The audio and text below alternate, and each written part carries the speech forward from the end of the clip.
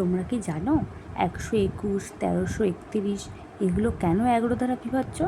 জানো? আচ্ছা, ক্যালকুলেটর লাগবে না, আমি তোমাদেরকে একটা সহজ উপায়ে ম্যাজিক ট্রিকের সাহায্যে বুঝিয়ে দেবো কোনগুলো 11 দ্বারা বিভাজ্য হবে আর কোনগুলো হবে না।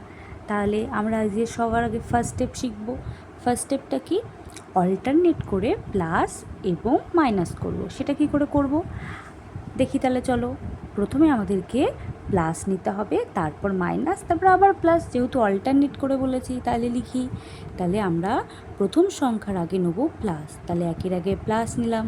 এবার যেহেতু প্লাস নিয়েছি অল্টারনেট করে পরে আমরা মাইনাস নেব, তারপরে নেব প্লাস।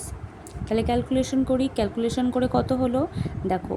-2 থেকে 1 গেলে হয় -1, আর -1 আর +1 মিলে হলো 0। এটা তো তোমরা জানোই। তারপরেরটা দেখো 1331। এই 1331-এ তাহলে কী করব? সবার আগে একের আগে প্লাস নেব, তারপর 3-এর আগে মাইনাস নেব, তারপর আবার প্লাস নেব, তারপর আবার মাইনাস নেব। এটার ক্যালকুলেশন করো।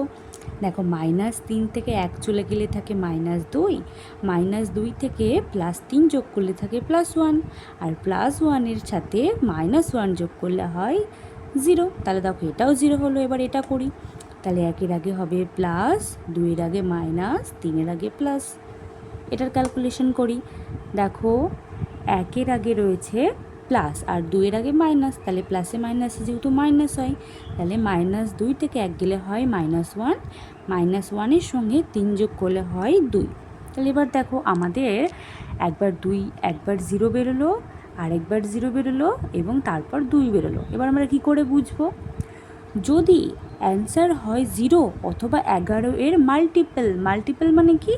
বিভাজ্য, মানে 11-এর গুণিতক হতে হবে।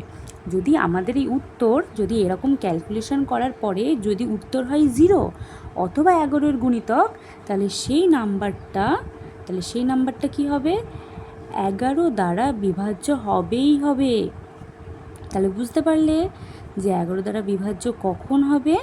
যদি আমরা যে উত্তরটা করলাম সেটা 0 অথবা 11-এর গুণিতক আসে। তাহলে দেখো এটা 0 এসেছে, এটাও 0 এসেছে, তাহলে এই দুটোকে 11 দ্বারা বিভাজ্য হবে। কিন্তু এটা কি 0 এসেছে?